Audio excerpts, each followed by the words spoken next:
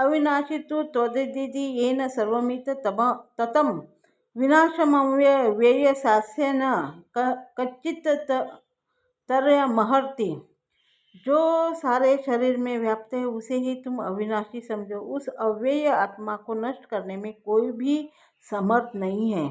तात्पर्य, इस श्लोक में संपूर्ण शरीर में व्याप्त आत्मा की प्रकृति का अधिक स्पष्ट वर्णन हुआ है। सभी लोग समझते कि जो सारे शरीर में व्याप्त है वह चेतना है। प्रत्येक व्यक्ति को शरीर में किसी अंश या पूरे भाग में सुख दुख का अनुभव होता है, किंतु चेतना की यह व्याप्ति किसी के शरीर तक ही सीमित रहती। एक शरीर के सुख तथा दुख का भोग दूसरे शरीर को नहीं हो पाता। फलतः प्रत्येक शरीर में वेष्टि आत्मा है और इस आत्मा की उपस्थिति का लक्षण वेष्टि चेतना द्वारा परिलक्षित होता है। इस आत्मा को बाल के अग्रभाग के 10,000वें भाग के तुल्य बताया जाता है। श्वेताश्वेर उपनिषद में इसकी पुष्टि हुई है। बालाग्र शतभाग्यस्य शतधा कल्पित तस्य च भागो जीव स विज्ञेय स चान्त्याय कल्पते। यदि बाल के अग्रभाग को 100 भागों में विभाजित किया जाए और फिर इनमें से प्रत्येक भाग को 100 भागों में विभाजित किया, तो इस तरह के प्रत्येक भाग की माप आत्मा का परिमाप है। इसी प्रकार वही कथन निम्नलिखित श्लोक में लिखता है। केशाग्र शतभाग्य सह शतांश सादृशात्मक जीव सूक्ष्म स्वरूपो यह संख्यातीतो हे चित्तम। आत्मा के परमाणुओं के अनंत कण है जो माप में बाल के अगले भाग यानी नोक के 10,000वें भाग के बराबर है।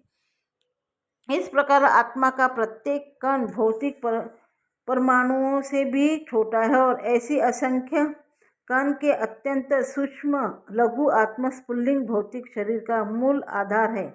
इस आत्म स्फुल्लिंग का प्रभाव सारे शरीर में उसी तरह व्याप्त है जिस प्रकार किसी औषधि का प्रभाव व्याप्त रहता है। आत्मा की यह धारा यानी विद्युत धारा सारे शरीर में चेतना के रूप में अनुभव की जाती है और यही आत्मा के अस्तित्व का परिणाम है। सामान्य से सामान्य व्यक्ति भी समझ सकता है कि यह भौतिक शरीर चेतना रहित होने पर मृतक तो हो जाता है और शरीर में इस चेतना को किसी भी भौतिक उपचार से वापस नहीं लाया जा सकता। अतः यह चेतना भौतिक संयोग के फलस्वरूप नहीं है अपितु आत्मा के कारण है। मुंडक उपनिषद में सूक्ष्म परमाणविक आत्मा की ओर अधिक विवेचना हुई है।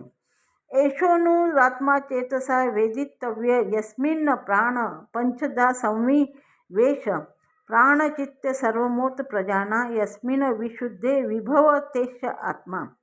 आत्मा प्रकार में अणुतुल्य है जिस पूर्ण बुद्धि के द्वारा जाना जा सकता है। यह अणु आत्मा 5 प्रकार के प्राणों में तैर रहा है, जैसे प्राण, अपान, व्यान, समान तथा उदान। यह हृदय के भीतर स्थित है और देहधारी जीव के पूरे शरीर में अपने प्रभाव का विस्तार करता है। जब आत्मा को 5 वायुओं के कल्मश से शुद्ध कर लिया जाता है तो उसका आध्यात्मिक प्रभाव प्रकट होता है।